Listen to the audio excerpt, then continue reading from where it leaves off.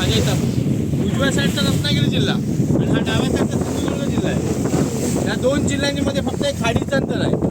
ही खाडी 54 किलोमीटर आत गेली. खारेपटण गाव पडतं आपल्या पाठीमागे. अरबी समुद्र किल्ल्याच्या टोकापासून पुढे चालू होते. हा किल्ला पहिला चारही बाजूने पाण्याने घेरलेला होता. या किल्ल्याला पूर्वी घेरी असं नाव होतं. आता आपण तिथून मोठी पकडल्या बघा. किल्ल्यात येण्यासाठी त्या छोटासा पूल असायचा.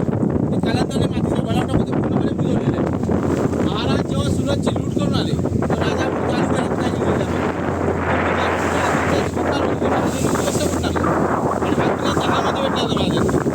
महाराजांनी जो हा किल्ला ताब्यामध्ये घेतला तो विजय संवत्सर वर्ष होते आणि विजयादशमीचा शुभमुहूर्त होता. त्या विजयादशमीच्या शुभमुहूर्तावरती या किल्ल्याला विजयदुर्ग असं नाव दिलेलं आहे. सुरतच्या लुट्यातून जो पैसा आला त्या पैशातून या किल्ल्याचा विस्तार आणि मालवणचा सिंधुदुर्ग किल्ला बांधला. विजयदुर्ग हा जलदुर्गाची राजधानी आहे. महाराष्ट्रामध्ये जेवढे जण हा मेन आहे विजयदुर्ग असेल. तसेच मराठा आरमाराचं केंद्रबिंदू मुख्य हा किल्ला मराठा आरमाराचा. तुम्ही 2 किलोमीटर वापस मागे गेलात तर तुम्हाला रामेश्वर मंदिरला गेलं बघा. जाताना राईट साईडला 2 किलोमीटरला रामेश्वर मंदिर.